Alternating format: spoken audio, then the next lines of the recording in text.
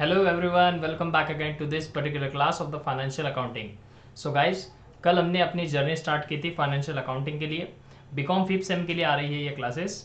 आपको कल मैंने सारी बेसिक बातें बता दी थी कि आपको किस तरीके से क्लासेस को कंटिन्यू करना है, आपका सिलेबस किस तरीके से रहेगा, आपको कितने सब्जेक्ट्स है, ये सारी बातें हमने कल कर ली थी. बात बराबर है. आज हमको कुछ नहीं करना है, एक्स्ट्रा की कोई बातें नहीं करनी है. ठीक है, हमको आज सीधा सीधा चलना है हमारे सिलेबस की ओर. बराबर है. जैसे कि मैंने कल आपको बताया था कि आपके सिलेबस में धुआंधार एकदम 4 चैप्टर है, जिसका ये नाम दिया हुआ है आपके सामने. ये सारे जो चैप्टर्स है ये बेहद इंपॉर्टेंट भी है और बेहद टफ भी है. ठीक है, बेहद ज़्यादा टफ तो है नहीं, ज़्यादा टफ नहीं बोलूँगा मैं इसको. ठीक है, लेकिन ये सारे के सारे चैप्टर्स आपके प्रैक्टिकल लाइफ में बहुत ज़्यादा इंपॉर्टेंट है, जैसे कि मैंने आपको कल कहा था. ठीक है, तो हमको हमारे सेशन में 1 बाय 1 ये सारे 4 चैप्टर्स पढ़ने हैं. आज हम जो चैप्टर शुरू करने वाले हैं, जैसे कि मैंने कल आपको कहा था, जिसका नाम है वैल्यूएशन ऑफ शेयर्स. बात बराबर है. तो आइए हम शुरू करते हैं वैल्यूएशन ऑफ शेयर. हमारा पहला चैप्टर, मतलब पढ़ाने वाला पहला. वैसे तो आपके सिलेबस में ये यूनिट नंबर 4 है. राइट. वैल्यूएशन ऑफ शेयर क्या कहता है, ये चैप्टर आपको क्यों दिया हुआ है, इस चैप्टर का आपको पढ़ने के लिए क्या इंपॉर्टेंस है, क्यों पढ़ना चाहिए ये चैप्टर, कहाँ यूज होता है ये चैप्टर प्रैक्टिकली, ये सारी बातें आज हम सीखेंगे. ठीक है, वैल्यूएशन ऑफ शेयर्स करने की क्या ज़रूरत पड़ती है. ठीक है, ये सारी बातें सीखेंगे. लेकिन जैसे मैंने कल आपको बताया था कि मैं आपको पहले से बेसिक सारी चीज़ों से समझाना चालू करूँगा. ठीक है, तो पहले मैं आपको सारी बेसिक चीज़ें समझा देता हूँ. ठीक है, इस चैप्टर के लिए लगने वाली सारी बेसिक चीज़ें. तो सबसे पहले तो बात आती है, क्योंकि चैप्टर है वैल्यूएशन ऑफ शेयर, तो सबसे पहले बात आती है what is mean by share. Shares क्या होता है, बताइए शेयर्स क्या होता है. ठीक है, आई नो दैट कि आप सभी को अपने अपने तरीके से पता है कि शेयर्स क्या है. ठीक है, लेकिन मैं अपने तरीके से समझाने की कोशिश करता हूं. लेट अस सपोज कि ये एक बिजनेस है, CCI कॉमर्स कोचिंग इंस्टीट्यूट. ठीक है, ये बिजनेस है कॉमर्स कोचिंग इंस्टीट्यूट का. ये कंपनी ग्रो करना चाहती है, या मान लो फॉर द फर्स्ट टाइम ये कंपनी मार्केट में आ रही है. ठीक है, अब आपको तो पता ही है कंपनी शुरू करने के लिए लगता है ह्यूज अमाउंट ऑफ कैपिटल, बड़े मात्रा में लगता है पैसा. ठीक है, तो बड़े मात्रा में पैसा कोई अकेला पर्सन तो लेकर नहीं आ सकता. बात बराबर है क्या. और इस कंपनी को अगर लोन भी मिलता है तो ये कंपनी, जैसे कि ऑब्वियसली बात है कि हम लोग, आपको कभी कभी घर पे ये पता होगा कि मम्मी पापा कोई काम रहता है तो मम्मी पापा मतलब एकदम फ्री महसूस नहीं करते बैंक में जाके लोन लेने के लिए. ठीक है, बैंक में जाकर लोन कोई ज़्यादातर लेना नहीं चाहता है. बराबर है क्या, क्योंकि उनके रेट ऑफ इंटरेस्ट हाई होते हैं. ठीक है, सिक्योरिटी होती है कि इनको इतने इतने टाइम तक पैसा देना ही है. अब भाई जो बिजनेस है उसमें तो कुछ नहीं कह सकते, उतार चढ़ाव कभी भी आ सकते हैं. बात बराबर है ना. तो ऐसे में कंपनी क्या करती है, कंपनी के पास कुछ अलग तरीके के ऑप्शंस होते हैं. ये सारी बातें आपको पहले से ही पता है, बेसिक्स हम लोग पढ़ रहे हैं, ये सारी बातें आप सभी को ऑलरेडी पता है, लेकिन फिर भी मेरा बताना काम है ताकि आगे चल के कोई ऐसा बच्चा ना कहे कि सर आप जो पढ़ा रहे हो वो तो समझ में आ रहा है लेकिन इन वर्ड्स के मतलब ही नहीं समझ रहे, है ना. तो इसलिए हम एकदम छोटे छोटे वेज में ये सारी बातें सीखेंगे. ठीक है, चलिए. तो ये कंपनी क्या करती है, कंपनी के पास कभी भी ना 2 ऑप्शन होते हैं. कंपनी अपने बिजनेस में पैसा 2 तरीके से ला सकती है, यानी कि बिजनेस कंपनी शुरू करने के लिए कंपनी 2 प्रकार से क्या ला सकती है, पैसा ला सकती है.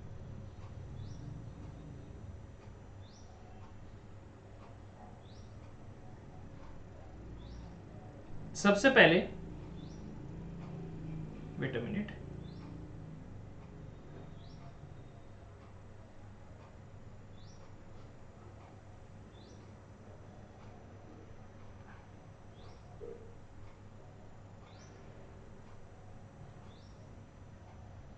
सबसे पहले कंपनी जो पैसा लेकर आ सकती है वो लेकर आ सकती है 2 तरीके से. कंपनी कभी भी पैसा लेकर आ सकती है.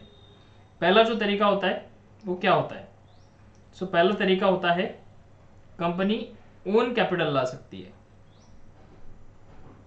मतलब कभी भी कंपनी शुरू करने के लिए ओन कैपिटल लगाया जाता है या फिर बोरोड कैपिटल लगाया जाता है।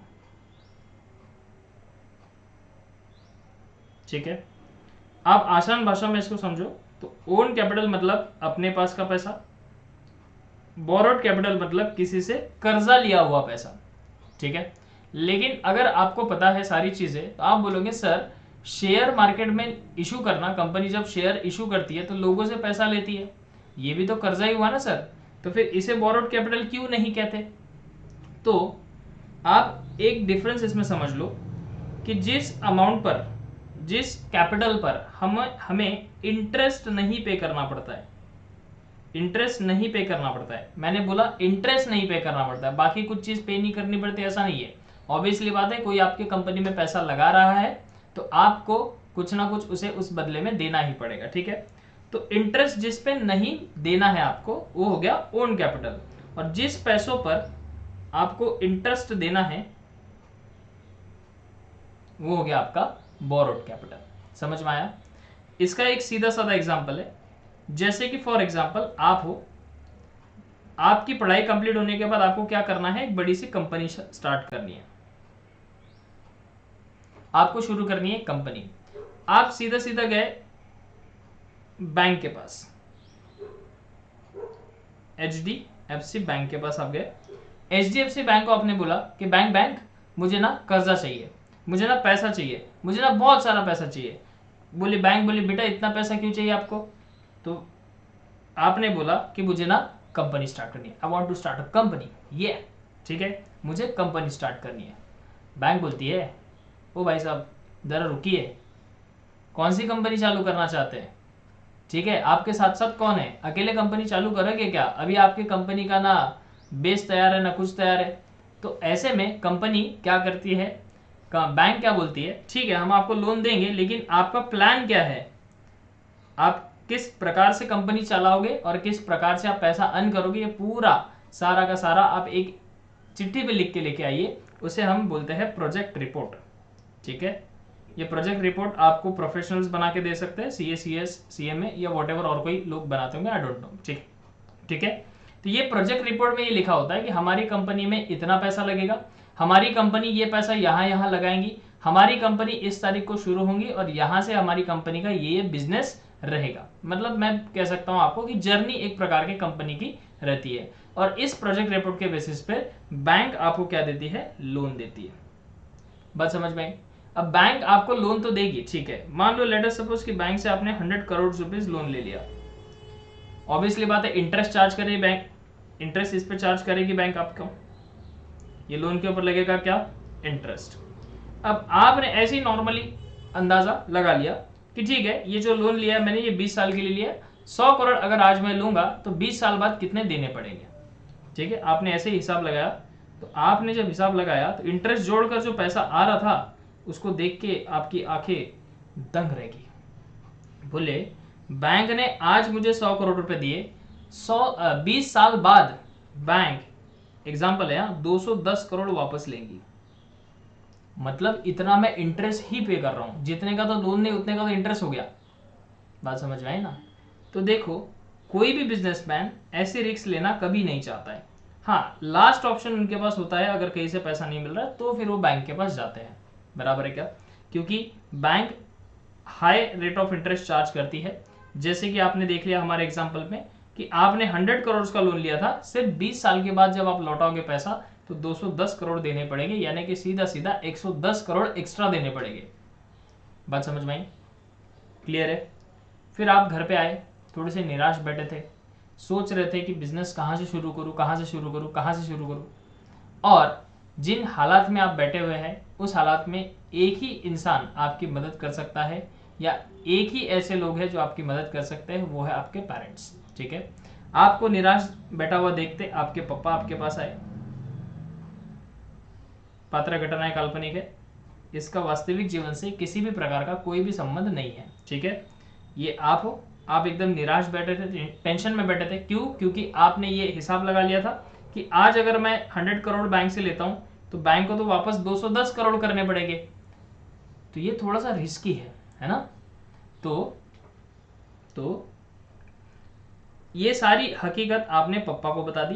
पप्पा क्या बोलते, बेटे टेंशन मत ले, एक काम कर, मुझसे 100 करोड़ रुपए ले ले।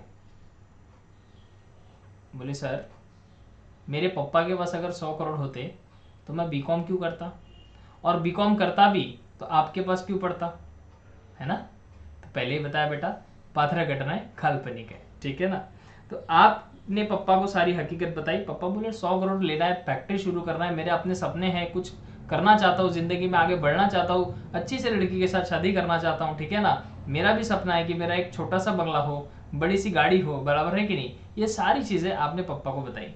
पप्पा ने आपका हौसला देखा, पप्पा ने आपका कॉन्फिडेंस देखा, पप्पा ने बोला ठीक है बेटा, I am with you, I am always with you, ठीक है। वैसे तो पप्पा हमेशा हमारे साथ ही होते हैं, मम्मी पापा, आपके पेरेंट्स आपको कभी अकेला नहीं छोड़ते, ठीक है ना।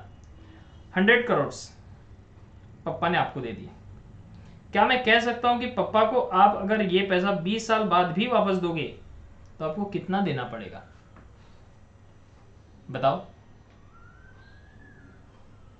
बोले 100 करोड़ ही देने पड़ेंगे। ये तो बात बराबर है ना, पप्पा ज्यादा पैसा थोड़े ना वापस लेंगे हमसे। पप्पा बोलेंगे क्या बेटा देख 100 करोड़ तो देता हूं, लेकिन बैंक तो 210 मांग रही है ना, तो मुझे 200 दे देना, चल मेरे से ले ले पैसा। ऐसा थोड़ी होता है, पप्पा है वो, कभी अपने बच्चों से ज्यादा पैसा चार्ज नहीं करेंगे, ठीक है ना। तुमको इतना बड़ा कर लिया बचपन से लेके, 1 रुपया मांगा आपसे, कभी नहीं मांगेंगे, ठीक है। तो देखो, तो पप्पा को अगर पप्पा से आप 100 करोड़ रुपए लोगे और वापस भी आपको 100 करोड़ ही करने हैं, लेकिन ये आपकी समझदारी है कि आपको अगर पप्पा ने ट्रस्ट करके 100 करोड़ रुपीस दिए तो आप जो कंपनी शुरू करोगे उसका जो कंपनी का कुछ प्रॉफिट होगा, या कंपनी में कोई डायरेक्टर की पोस्ट होंगी, या कंपनी का बॉस किसी को अगर बनाना है तो आप बोलोगे कि ये मेरे पप्पा को बनाया जाएगा। बात बराबर है ना। कंपनी का जो प्रॉफिट होगा उसमें से भी आप पप्पा को अपने कुछ पैसा देते जाएंगे, बराबर है। पॉइंट समझा। तो ये सर आपने क्या समझाया, ठीक है। मैंने ये समझाया कि आप अगर बैंक के पास गए तो बैंक आपको लोन देगी, लेकिन उसमें क्या रिस्क है। आप अगर पप्पा के पास गए, अगर पप्पा भी आपको अपने पास के पैसे दे रहे हैं तो उसमें क्या रिस्क है। तो ये जो पप्पा के पास से आपने लिया हुआ पैसा है, ये हो गया आपका ओन कैपिटल, मतलब ये खुद का पैसा है, ठीक है, जिसमें इंटरेस्ट चार्ज नहीं करना पड़ता, जिसमें इंटरेस्ट चार्ज नहीं करना पड़ता। और ये जो आपने बैंक के पास जाकर जो लोन मांगा था, इसमें आपको चार्ज करना पड़ता है इंटरेस्ट, तो इसे हम कहेंगे बोरोड कैपिटल, ठीक है। ये दो कंसेप्ट आपके क्लियर हो गए होंगे, ये उम्मीद करता हूं मैं, ठीक है। तो कभी भी कंपनी अगर स्टार्ट करनी है, मैं इसीलिए बता रहा हूं क्योंकि कंपनी के बारे में आपको ज़्यादातर चीज़ें अभी पता होनी चाहिए, क्योंकि ये जो आपका सिलेबस है ये टोटल कंपनीज पर ही डिपेंड किया गया है, बराबर है क्या। तो ये छोटी छोटी चीज़ें आपको समझ में आनी चाहिए, नहीं तो पता चला क्वेश्चन में आ गया own capital 5 lakh rupees, borrowed capital 10 lakh rupees, तो आपको समझ में नहीं आ रहा उसको लिखूँ कहाँ। क्यों नहीं समझ में आ रहा है, क्योंकि मतलब ही नहीं पता, ठीक है। तो ओन कैपिटल समझ में आया। ओन कैपिटल मतलब होता है अपने पास का या अपने किसी रिलेटिव्स के पास से पैसा लेकर लगा देना, जिस पर आपको इंटरेस्ट ना देना पड़े, हाँ, लेकिन प्रॉफिट में से कुछ हिस्सा उनको देंगे, बराबर है। बोरोड कैपिटल मतलब होता है आप किसी से कर्जा ले रहे हो, और अगर कर्जा ले रहे हो बेटा तो उसके बदले में ब्याज देना पड़ता है, यानी कि इंटरेस्ट देना पड़ता है, ठीक है। तो वो हो गया आपका बोरोड कैपिटल, बराबर है। तो हम बात कर रहे हैं शेयर्स की। तो जो शेयर होता है ना वो भी इसी प्रकार होता है। कंपनी क्या सोचती है, जैसे कि मान लो ये एक कंपनी है, सीसीआर नाम की, कॉमर्स कोचिंग इंस्टीट्यूट नाम की कंपनी है, जिसका डायरेक्टर मैं हूं, मैं चालू करना चाहता हूं, ठीक है, चालू की हुई है, इसको ग्रो करना चाहता हूं।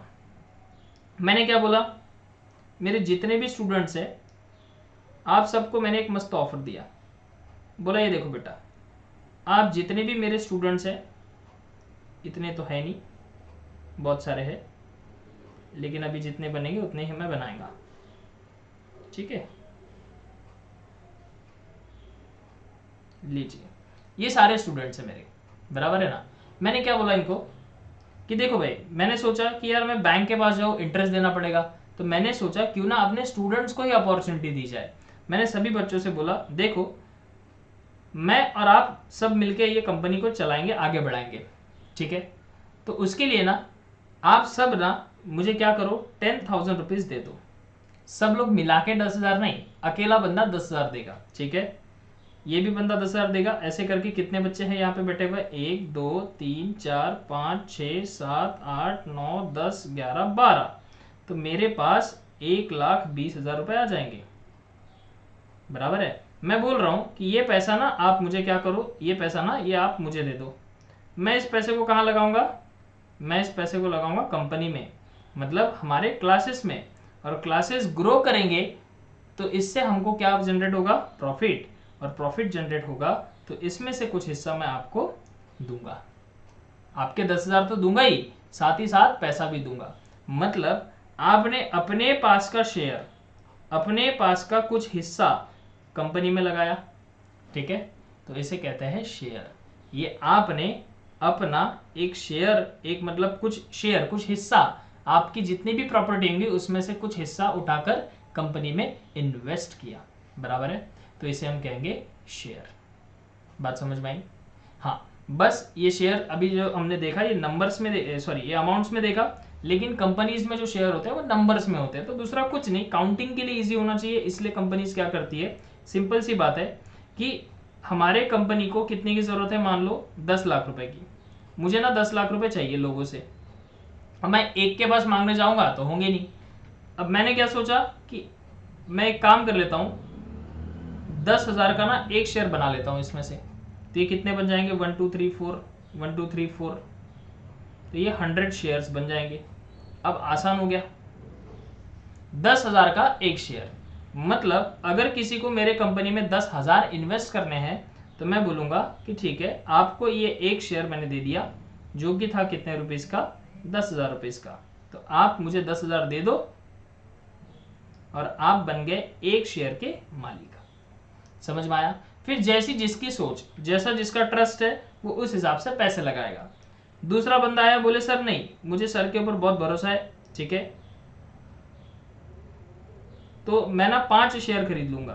तो 10,000 का एक शेयर, नाम दिया हुआ है कंपनी ने, 10,000 का छोटे छोटे टुकड़े किए, उस टुकड़ों के एक टुकड़े को, एक पार्ट को कर लिया, नाम दे दिया शेयर, ठीक है, इसलिए शेयर को यूनिट भी बोला जाता है, ठीक है। तो ये हो गया 50,000।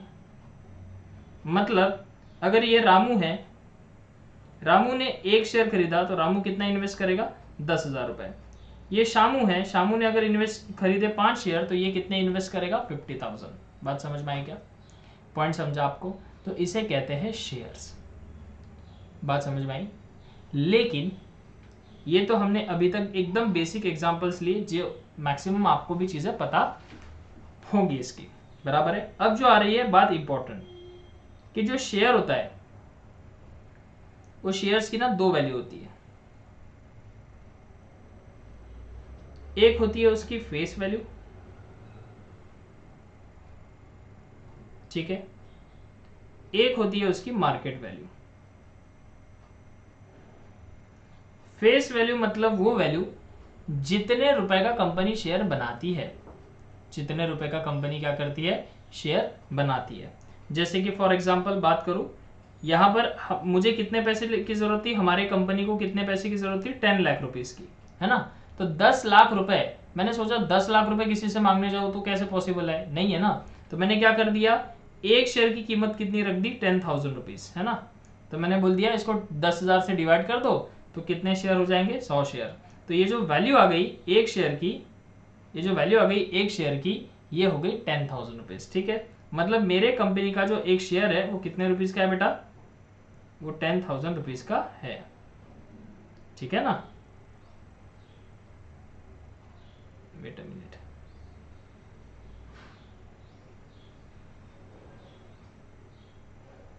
क्या होगा इसको?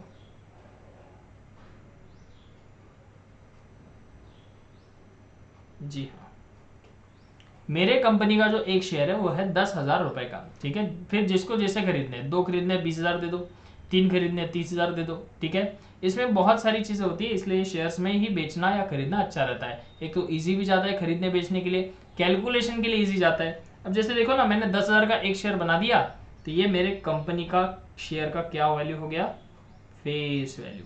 कंपनी जितने रुपए में शेयर बनाती है, ठीक है। और इतना तो सबको पता ही है कि there are 2 types of shares, एक होते हैं इक्विटी और एक होता है प्रेफरेंस। तो इक्विटी शेयर की जो वैल्यू होती है वो 10 रुपए तक ही होती है। 0 से लेकर 10 रुपए तक आप कुछ भी वैल्यू रख सकते हो। प्रेफरेंस शेयर्स की जो वैल्यू होती है वो होती है 100 रुपीज तक। ठीक है, समझ में आया? पॉइंट समझा? Yes sir. अब प्रश्न ये आता है कि लेट अस सपोज कि आपने ना, ये रामू ने ना मेरे कंपनी का एक शेयर खरीद लिया था 10,000 रुपए का। ठीक है, अब ना 2 साल हो गए। अब जो 10,000 रुपए कंपनी में जो 10,000 रुपए रामू ने इन्वेस्ट किया था उसके ऊपर रामू ने ना कुछ अर्न कर लिया। आपको इतना तो पता है कि जो शेयर इन्वेस्ट करता है उसके ऊपर डिविडेंड मिलता है। मान लो 10,000 रामू ने लगाए थे, मैं हर साल 5,000 रुपए डिविडेंड देता हूं। ये हो गया इन्वेस्टमेंट जिसे हम शेयर बोलेंगे, और मैंने इसको 1 साल बाद दिया डिविडेंड 5,000 का, क्योंकि कंपनी को अच्छा खासा प्रॉफिट हुआ। दूसरे साल में भी मैंने रामू को दिया डिविडेंड, ये क्या लिख दिया मैंने, 5,000 रुपए का।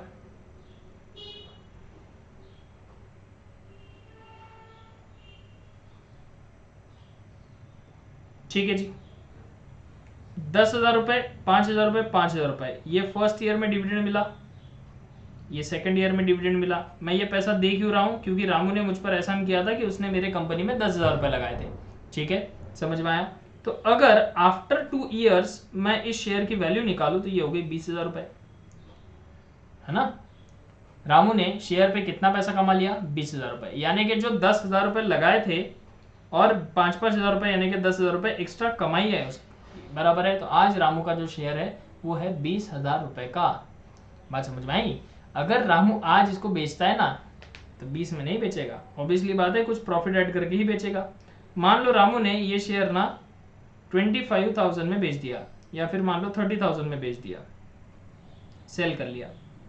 आप बताओ बेटा वैल्यू कितनी थी? वैल्यू कितनी थी शेयर की? 20,000। समझ में आया? रामू ने सेल कितने में किया? 30,000 में। ये उसने प्रॉफिट ऐड करके सेल किया। क्यों? क्योंकि रामू को पता है कि मैं 2 साल से इस कंपनी पे हर साल 5-5 हजार रुपए कमा रहा हूं। ठीक है, तो जो नेक्स्ट मेरा खरीदने वाला होगा वो अगर इस कंपनी में पैसा लगाता है तो उसको तो रेडीमेड पैसा मिल भी जाएगा। बात समझ में आई? तो रामू ने अपने तरीके से इसमें 10,000 जोड़ दिए और ये जो शेयर है ये आगे वाली पार्टी को बेच दिया। बात समझ में आई क्या? अब ये जो बेचा ना शेयर 30,000 रुपए में, ये डिसाइड किसने किया? कंपनी ने डिसाइड किया क्या? नहीं, ये शेयर डिसाइड किया है रामू ने, बराबर है। ऐसे ही रामू जैसे ही लाखों शेयर होल्डर्स होते हैं दुनिया में, वो डिसाइड करते हैं कंपनी की वैल्यूज क्या होंगी, शेयर की वैल्यू क्या होंगी, बराबर है क्या? बात समझ में आई? जिसे हम शेयर मार्केट भी कहते हैं, स्टॉक मार्केट भी बहुत लोग कहते हैं, वहां पर ये सारी चीजें होती हैं। और जो मार्केट में जितने रुपए में शेयर बेचना चाहिए, खरीदना चाहिए, आज का क्या रेट चल रहा है शेयर्स का, उसे हम कहेंगे मार्केट वैल्यू। बात समझ में आई? क्लियर है? पक्का? जी सर। अब दोनों में ना डिफरेंस समझते। सर आपने बोला कि इक्विटी शेयर 10 रुपए का ही होता है, ठीक है। मान लो आपकी कंपनी है CCI, जिसका शेयर आपने 10-10 रुपए का एक शेयर बनाया था, अब हमने खरीद भी लिया था फर्स्ट टाइम, ठीक है। अब इसकी ना मार्केट में जो वैल्यू है वो चल रही है 60 रुपीज। मतलब बात बहुत अच्छी बात है, पॉइंट समझा क्या? क्लियर है? अब अगर आपको ये शेयर बेचने हैं तो आप कितने में बेचोगे? या कंपनी को ये शेयर बेचना है तो कंपनी क्या 10 रुपए में ही देगी? नहीं, कंपनी को पता है मेरे शेयर का मार्केट में वैल्यू क्या चल रहा है, 60 रुपीज। मेरे का शेयर जो चल रहा है वो वैल्यू चल रहा है 60 रुपीज, तो कंपनी भी इसको 60 में ही बेचती है। आप बोलेंगे सर शेयर तो था 10 रुपए का, कंपनी ने बेचा कितने में? 60 रुपीज में, तो कंपनी को तो ज्यादा का फायदा हो गया। 10 रुपए की चीज अगर आप 60 रुपए में बेच रहे हो, 10 रुपीज की चीज आप अगर 60 रुपीज में बेच रहे हो, तो 50 रुपीज का कंपनी को हो गया प्रॉफिट। तो इसे प्रॉफिट ना कहते हुए इसे हम कहेंगे प्रीमियम। इसे क्या कहते हैं? प्रीमियम। ठीक है, जिसको कहते हैं फेस वैल्यू से ज्यादा में शेयर को बेचना। फेस वैल्यू के ऊपर जितना भी पैसा कंपनी कमाती है एक्स्ट्रा, वो हो गया प्रीमियम कंपनी के लिए। यानी कि सीधी बात है, कंपनी के पास आए 60 रुपीज, जिसमें से शेयर का हो गया 10 रुपए और प्रीमियम का हो गया 50 रुपीज। ये मैं बेसिक बातें इसलिए बता रहा हूं क्योंकि आपको चैप्टर शुरू करने से पहले सब कुछ पता होना चाहिए, नहीं तो मैं क्वेश्चन पढ़ाऊंगा, आपको वैल्यूएशन सिखाऊंगा शेयर्स का कैसा होता है और आप बोलोगे सर हमको ये पता ही नहीं है। ठीक है, ऐसा बिल्कुल नहीं होना चाहिए। ठीक है, डन। अब बात करते हैं कि जो शेयर का पैसा होता है, सर आए तो 60 रुपीज, तो उसमें से 10 रुपए शेयर के हैं, ठीक है, तो ये 10 रुपए कहां जाते हैं? एक सेकंड जरा, ये जो 60 रुपीज है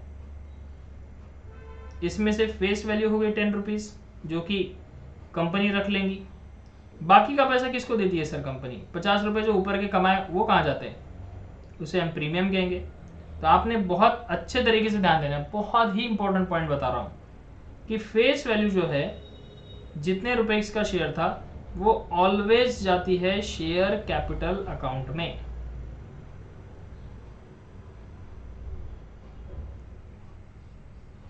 ये आपको हमेशा याद रहना चाहिए कि फेस वैल्यू ही शेयर कैपिटल अकाउंट में जाएगा, और जो एक्स्ट्रा अमाउंट है प्रीमियम का, ये जो एक्स्ट्रा 50 रुपए कंपनी ने कमाए हैं, ये जाते हैं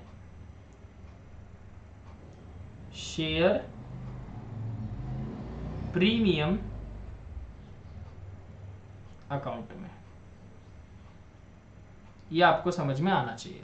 ठीक है सर, मतलब ये ज्यादा का पैसा है? हाँ, ये ज्यादा का पैसा है। ज्यादा का पैसा जो आता है, ऊपर का एक्स्ट्रा अमाउंट जो आता है, वो कंपनी अलग से निकाल कर रखती है, और वो कौन से अकाउंट में रिजर्व करके रखती है? वो शेयर प्रीमियम अकाउंट में रिजर्व करके रखती है। बात समझ में आई क्या? और ये जो शेयर प्रीमियम अकाउंट में एक्स्ट्रा पैसा जो कंपनी को आता है, इससे कंपनी क्या क्या करती है? तो इससे कंपनी अपने एक्स्ट्रा खर्चे करती है, जिससे कंपनी ग्रोथ करती है। पॉइंट समझा क्या? जी हाँ सर, समझ में आ गया। तो जिसको ये बात नहीं समझी वो आप क्या कर सकते हो, इस पॉइंट को लिख सकते हो, या फिर जिसको जहां पर वीडियो ऐसा लगता है कि यहाँ पे रोक के मैंने लिखना चाहिए, तो आप वहां पर लिख सकते हैं। ये बेसिक्स बातें हैं, ये आपको पता होनी चाहिए बिफोर स्टार्टिंग द चैप्टर। ठीक है, एक बार इसको देख लीजिए, किसी को किसी भी प्रकार का डाउट आ रहा है तो पूछ लीजिए। ठीक है, दूसरी बात, सर अगर ऐसा हुआ तो कंपनी की शेयर की फेस वैल्यू है 10 रुपए, कंपनी ना ज्यादा कुछ ग्रो नहीं कर पाई, तो कंपनी के जो एक्स्ट्रा वाले शेयर है ना, बाकी के शेयर, वो सेल होते हैं मार्केट में सिर्फ 7 रुपए पर। मतलब भाई साहब ये तो लॉस हो गया, भाई साहब ये तो लॉस हो रहा है। आपके कंपनी में ऐसी नौबत आ पड़ी है कि आपको 10 रुपए वाली चीज 7 रुपए में बेचना पड़ रहा है। ठीक है, तो ये क्या है? तो ये लॉस है, और इसे हम क्या कहेंगे? इस लॉस को मैं क्या नाम दूं?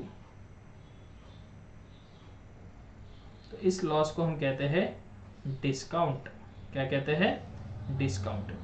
अब आप ही सोचो ना बेटा, आपकी वैल्यू ही कंपनी के शेयर की 10 रुपए है, आप लोगों को बुला बुला कर दे रहे हो 7 रुपए में। मतलब कंपनी में इस कंपनी की मार्केट में अच्छी गुडविल है या नहीं है? गुडविल मतलब रेपुटेशन क्या है इस कंपनी के मार्केट में, कि जो 10 रुपए का शेयर 7 रुपए में बेच रही है।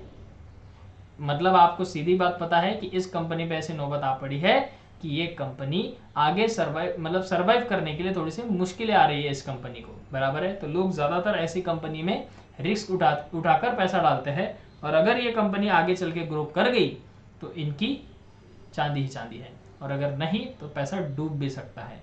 इसीलिए शेयर मार्केट में रिस्क फैक्टर इन्वॉल्व होता है। पॉइंट समझा सबको? क्लियर है? आपको बस ध्यान इतना रखना है, शेयर मार्केट नहीं सिखा रहा हूं मैं, ठीक है? मुझे उसमें से इतनी ज्यादा जानकारी तो है नहीं। शेयर मार्केट बहुत बड़ा समंदर है, ठीक है?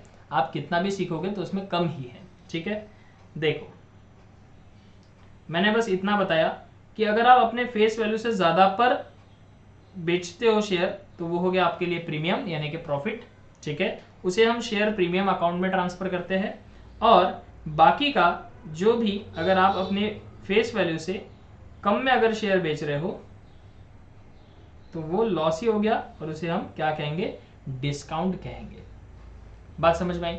Sir sir sir sir sir sir एक और डाउट, वन मोर डाउट। मेरे कंपनी का ना शेयर 10 रुपए का है, और मैंने ना इसको सेल भी किया सर 10 रुपए में ही। लो बताओ, कर लो बात। अब बताओ सर, बताओ बताओ बताओ। 10 रुपए का शेयर 10 रुपए में ही बेचा। यहाँ पे ना मुझे प्रॉफिट हुआ ना मुझे लॉस हुआ, ना फायदा हो रहा है ना नुकसान हो रहा है। ये कैसी नौबत आ पड़ी है सर, ना फायदा हो पा रहा है ना नुकसान हो पा रहा है। तो बेटा इसको बोलते आपकी नैया पार हो गई। आपकी नैया क्या हो गई? पार हो गई। सर क्या बात कर रहे हो? आपके कंपनी में 10 रुपए का शेयर है, आप 10 रुपए में ही बेच रहे हो, इसे कहते हैं इशू एट पार। इस कंडीशन को, इस एग्जाम्पल को कहते हैं इशू एट पार। बात समझ में आई? मतलब सर पार यानी कि जितने का शेयर है उतने में बेचना, ना प्रॉफिट हुआ ना लॉस हुआ। ठीक है, तो आपको मेहनत करनी पड़ेगी, ये शेयर का प्राइस बढ़ना चाहिए ताकि आपको क्या हो जाए, कंपनी में प्रॉफिट हो जाए। प्रॉफिट हो जाए तो इस पैसे से आप अपनी कंपनी में अलग अलग काम कर सको, एक नई ब्रांच ओपन कर सको। ठीक है ना, पॉइंट समझ में आया क्या? तो बस ये 3 चीजें थी। मैंने आपको सिखाया कि शेयर अगर फेस वैल्यू, पहले तो मैंने सिखाया कि शेयर यानी क्या होता है, एकदम छोटे से लेवल पे मैंने बताया। फिर मैंने बताया कि शेयर की 2 वैल्यू होती है, एक होती है फेस वैल्यू और एक मार्केट वैल्यू। जितने रुपीज में शेयर बनता है उसे हो गया, उसे कहेंगे फेस वैल्यू। जो आज उसकी मार्केट में चल रही है उसे कहेंगे हम मार्केट वैल्यू। ठीक है क्या? फिर मैंने बताया कि अगर आप फेस वैल्यू से ज्यादा में शेयर अगर बेचते खरीदते हो, जो कि आम बात है पूरे शेयर मार्केट में, स्टॉक मार्केट में वैसी चीज चल रही है कि आप अपने फेस वैल्यू से ज्यादा में ही शेयर्स क्या कर रहे हैं, बेच रहे हैं सब लोग, तो उसे हम कहेंगे प्रीमियम वाली चीज। ठीक है, और अपने फेस वैल्यू से अगर कम में हम चीजें बेचते हैं तो उसे हम कहते हैं डिस्काउंट, और अगर हमने फेस वैल्यू के बराबर में ही शेयर को बेचा तो उसे कहते हैं पार। समझ में आया? ये 3 बातें आपको आई होप समझ में आ गई होंगी। क्लियर है? किसी भी बच्चे को इसमें कोई डाउट आ रहा है तो आप पूछ सकते हैं। ठीक है, फेस वैल्यू मार्केट वैल्यू क्या होता है ये समझ गया आपको। कंपनी कितने प्रकार से पैसा लगा सकती है, तो 2 प्रकार से लगा सकती है। एक होता है ओन कैपिटल यानी कि अपने पास का पैसा, और एक होता है बोरोड कैपिटल। ठीक है, एक और बात बता दूं छोटी सी, जो आपको तो पता है लेकिन इस चैप्टर में हमको उसकी जरूरत पड़ सकती है। There are 2 types of shares. Share 2 प्रकार के होते हैं, एक होते हैं इक्विटी वाले, एक होते हैं प्रेफरेंस वाले। इक्विटी वालों को फुल ओनर कहा जाता है कंपनी में, कंपनी का। प्रेफरेंस वालों को पार्टली ओनर कहा जाता है कंपनी का। ये अपना पैसा कंपनी में लगाते हैं तो कंपनी इनको डिविडेंड देती है जो कि डिपेंड होता है प्रॉफिट पर। ज्यादा प्रॉफिट ज्यादा डिविडेंड, कम प्रॉफिट कम डिविडेंड। अगर प्रॉफिट हुआ ही नहीं तो इनको डिविडेंड मिलता भी नहीं है। बात समझ में आई क्या? और प्रेफरेंस वालों को फिक्स्ड डिविडेंड मिलता है, यानी कि अगर 2000 रुपए महीने के मिल रहे हैं तो 2000 रुपए महीने के ही मिलते जाएंगे। बात समझ में आई क्या? क्लियर है सबको? ये क्लियर है शेयर्स की बातें? जी हाँ सर। ओके, सो आज मैंने मेरे हद तक जहां तक बेसिक बातें शेयर के बारे में आपको बतानी चाहिए थी वो सारी चीजें बता दी। ये चैप्टर का ही हिस्सा है क्योंकि जब आप क्वेश्चन सॉल्व करोगे तो ये सारे वर्ड्स वहां पर आपको देखने को मिलेंगे, तो उसमें किसी बच्चे को कंफ्यूजन ना हो इसलिए मैं ये सारी बेसिक चीजें आपको समझा रहा हूँ। ठीक है, सो ये बेसिक का ही क्लास था। कल का जो क्लास होगा वो कल का जो क्लास था, मतलब कल का जो क्लास रहेगा उस क्लास में हम लोग इस चैप्टर से रिलेटेड जो आपको पढ़ना है वो चीज़ें सारी मैं बताऊंगा। ठीक है, मतलब हम बात करेंगे डायरेक्ट चैप्टर की कि वैल्यूएशन ऑफ शेयर्स की में क्या क्या चीज़ें हैं, कौन सी मेथड है, फिर क्वेश्चन सॉल्व करना शुरू करेंगे। ठीक है जी, चलिए फिर आज के लिए इतना ही करते हैं, मिलते हैं नेक्स्ट क्लास में। तब तक के लिए bye bye, take care and God bless you बेटा।